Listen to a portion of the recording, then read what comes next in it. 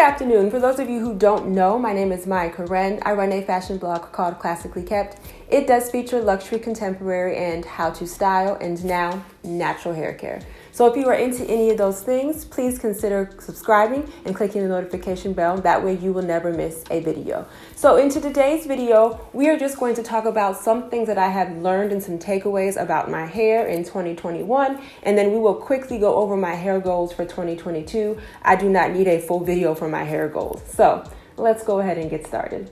Okay, so I do have a 5 takeaway from you guys, and then I do have one honorable mention. If you have watched any of my hair videos, you can probably guess what the honorable mention is. So, number 1, and if you see me looking, it's because I have my notes right here. So, my first takeaway for 2021 is trimming, okay? As far as trimming is concerned, y'all know, if you are part of my community, that I only straighten my hair once a year. So I'm going to have to figure out how to combat this. I think I'm going to have to start, when my hair is in mini twists, I think I'm going to have to go back to dusting. So I have found out that in 2021, I am not a natural that can just trim their hair once a year.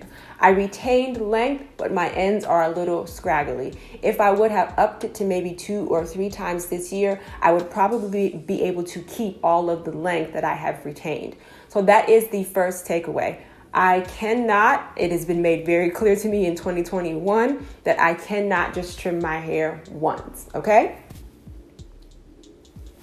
Number 2 is my regimen. My regimen is pretty solid. The only thing I will say about that is that I have to stay consistent with it. And what I mean by that is, if you've watched one of my videos before, y'all know that on Monday, Wednesday, Friday, my regimen. Y'all know that on Monday, Wednesday, Friday is when I might retwist some or when I might put some moisture back into my hair. Tuesday and Thursday is when I do scalp massages, okay? Just with me working, I find that I was getting away from my regimen. And what I have found with myself, especially when we're talking about a strict regimen, is that if I miss a few days, I'm going to start to get into the mindset of, I'm going to do that tomorrow, or I am going to do it the next day I am scheduled to do my hair. So my regimen is solid. It's just, for me, it's a matter of consistency. And that's really with anything in life. But I have found that with my hair this year, consistency is key, okay? Number 3, which I'm pretty sure most people always want to know how people are doing it, what they're doing to their hair, what regimen and what products they are using. So number 3, what do I feel as though has helped my hair grow? If you don't know, I would probably say towards the beginning of, 2019, and then really heavily in 2020, especially during COVID when we were actually locked down. I started getting into Ayurveda. They are Indian herbs that Indian women have been using for thousands and thousands and thousands of years. One thing that I will personally say, the first thing that helped my hair grow is Bing Raj powder. If you have watched any of my older hair videos, you would have heard me mention this powder before. The actual nickname for Bing Raj is King of Hair. When I tell you I noticed my hair growing when I started using the Bing Raj powder, it started growing, my hair started flourishing. I'm not talking about these 2 little baby hair spots right here. I'm just talking about my hair in general. What I put in my Bing Raj powder, if you want, I can do an entire video on it, but I use powder, I use rosemary, I use avocado oil, and then I use peppermint. That's all. I would do it every Monday, Wednesday, and Friday. Again, this is going back to my regimen when I was consistent with it. I can attest to the fact that my hair did grow because of the Bing Raj. Your hair is always growing, so I will say this. It didn't necessarily accelerate the growth, but it certainly helped. I noticed a difference. The second thing that goes along with that, which I did mention I do on Tuesdays and Thursdays, are scalp massages. While they do feel really good, the whole point of scalp massages is, number 1, to kind of ease your tension, especially if you sit in front of a computer all day long, and to rejuvenate, revitalize, and to kind of wake up your hair follicles. I can also do an entire video on scalp massages if you want me to. That is also a part of Ayurveda, but that goes hand in hand with the Bing Raj powder or the oil or the mixture that I use. You can use any type of oil that you want. A lot of people use jojoba oil with olive oil. A lot of people use rosemary with olive oil. For me personally, in 2021, I have found that my hair likes avocado oil better than it likes olive oil. Olive oil also penetrates your hair scalp, okay? But why they go hand in hand is that once you actually revitalize and open up your hair follicles, the actual powder or oil, whatever it is you have on your scalp, is going to go into your scalp and it's going to help even more. So hair massages, scalp massages. If I could, I would up it to 3 times a week, but I do think that 2 times a week has definitely benefited me, okay? Number 4, which kind of goes hand in hand with growth, is length retention. What do I feel as though has helped my hair or has helped me retain my length? Because let me back up for a second. Your hair is always growing depending on your genetics and depending on what you are doing to your hair. Your hair can grow anywhere from a ½ inch to a full inch every month or every 2 months. So for most people, that's going to be anywhere per year, anywhere from 3 to 6 inches a month, 3 to 6 inches a year. Retaining the length is what you want. Your hair is always growing, but you want to retain the length even after you have gotten a trim, or you want to maintain most of the length after, or you want to keep most of your length after you have done your trim. For me, y'all have heard me say this 100 times before. As far as length retention is as far as length contention is concerned, the number one thing when someone asks me how do I grow my hair, this conversation always comes up, is mini twists.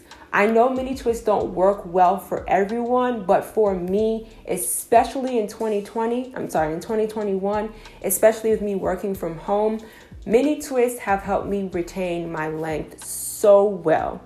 The other thing that goes hand in hand with the mini twist is just keeping them up and out of the way.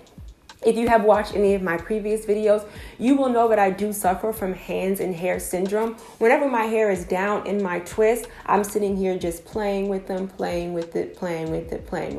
So whenever I feel like I'm going to be doing that, or whenever I have the temptation to start playing in my hair, I just wrap it up. And yes, I will be doing a head wrapped video. It was 3 of y'all that have requested it now, so that will be coming as well. But just mini twists, whenever I have my hair in mini twists, I treat it as regular hair, just if my hair were out, and I style it that way. A lot of the times you will see me with it down, and you'll see me with a twist right here with a clip. You'll see a high bun, you'll see a low bun, and then you will see the classic crown, which is just basically me doing big twists all the way around my hair. Okay, number 5, what didn't my hair like? Number 1 for me will always be wash and goes. Wash and goes and I are not friends. I have tried the wash and go method. I have tried the shingle method. I have tried the scrunch method. The only method that I have not tried is a diffuser, but I don't wear my hair out like that, so I don't feel as though that I need to invest in a real good diffuser. Because if I'm going to buy one, it's going to be top of the line, but I don't wear my hair out enough for me to even invest in that. So that's number 1. It will always be number 1. I don't think that's ever going to change. But the second thing that my hair, I found out in 2021, does not like is me actually taking my hair out of my mini twist and then just putting it in 2 big twists and then just leaving it up in a ball for a couple of days. And what I mean by that is I will go to sleep like that. I will wake up. I will put on a head wrap, and then I'll go back to sleep with my bonnet, and I'll do that maybe for 3 days. Even though it has only been 3 days, and even though I have not touched my hair, because I haven't touched it, because I did not re-moisturize, and because it's been in those same 2 big twists, that leaves room for tangles. And then typically after those 3 days, I'll have it 1 day just, again, sitting there, and then I go right into washing my hair. I find that the detangling process actually takes double the time because I have not taken the time, again, going back into my regimen to take my hair down, to re-wet it and re-moisturize it. So typically when you start talking about regimens and when you start thinking ahead, That's one thing that I do want to focus on. Had I done what I was supposed to do Monday and Wednesday, come Friday when it was time for me to wash my hair, I would probably not have to do as much detangling because it would have already been detangled from Wednesday, okay? The last and final thing that I found out that my hair does not like when we're talking about 2021 is I love the Tangle Teaser. I have been looking for different things to use to detangle my hair, but my hair does not like when I detangle my hair with a Tangle Teaser in the shower.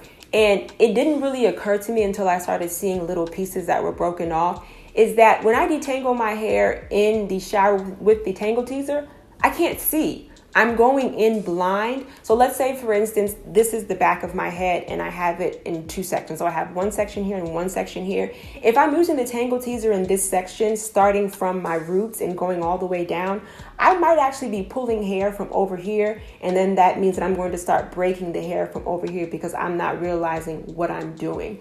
So number one, if I'm going to use a Tangle Teaser, I need to use it when I'm in the mirror. I did it once and it actually took half the time when I was in the shower. Or number two, I need to use a wide tooth comb in the shower and then come out and do the detangling with the Tangle Teaser, okay? Number 6, which if you have watched any of my other videos, you probably already know what I'm going to say. But number 6, the honorable mention is just be blessed, feel blessed. Be thankful for what you have on your head. Be thankful for the journey. Be thankful how far you have come. I promise you that this year in 2021, if you think about it, or if you fast forward to 2022, you will have more hair on your head. If you're taking care of it, you will have more hair on your head. Your hair will flourish. It will have grown. You will have retained your length. Just be grateful. I'm not talking about obsessing over your hair, but I'm just talking about treat it as what it is. It is your crown. As a curly girl, I just want you to feel beautiful with your curls. Stop focusing on the next girl's curls. Stop focusing on why your hair doesn't look like that, because the truth of the matter is that every single body, every single person on this earth, even though you might be 4C and she might be 4C, even though she might use Miss Jessie's and you might use Miss Jessie's, y'all's results are going to be completely different, okay? So number 6, honorable mention, be thankful, okay? When you are thankful, you are blessed with more. So for 2022, I do have 3 hair goals. The very first one is that I want waist length blow dried hair. I'll put up the video right here, because I don't think I have fully reached waist length hair in the back when it comes to blow dry. I could care less about it being straight when we're talking about waist length. I'm past that, but I want waist length hair that is blow dried. I just feel like that would be a good length. I'd be able to wear 2 braids this way. I'd be able to wear a braid back that way. I just think it would be really pretty, okay? Number 2, again, is full and healthy ends. When I first started my journey, when I finally started realizing that my hair was growing, I could care less about how my ends look and I just wanted the length. I did subscribe to that notion, but I don't believe in that anymore. So I would much rather have healthy ends and have a little bit shorter hair. If you don't know, I do trim my own ends, so we'll be doing that video probably closer towards the end of December. But yes, full healthy ends, okay? The third one, or the third thing that I want to start incorporating into my hair care regimen, or the thing that I kind of want to do a little bit more research on, is hair porosity. Do I have high hair porosity or do I have low hair porosity? Because I kind of feel as though that will help with the frizz, the shine, the manageability, and just my curls thriving in the definition. I don't so much care about hair texture. I will probably tell you that I think I have 3 textures in my hair. So I want to say from right here to right here, I would say it's about 3C. I would say the middle is 4B, and then I would say the back is 4A. I don't too much care about that. I feel as though if I focus on the porosity of my hair and what my hair actually likes and does not like, I don't think, for me personally, I don't think the hair pattern or the curl type will matter, okay? But those are my takeaways. Those are my goals for 2022. In the comments, let me know what you struggled with your hair. Let me know what you found out about your hair. Let me know something that you did to your hair that made it thrive. And then let me know your hair goals for 2022, whether you're straight or a curly girl, okay? I just want to remind you that here on YouTube, I do upload videos every Wednesday and Sunday. And then, of course, right here, I'll put my Instagram handle. Thank you so much for listening, you guys. Bye.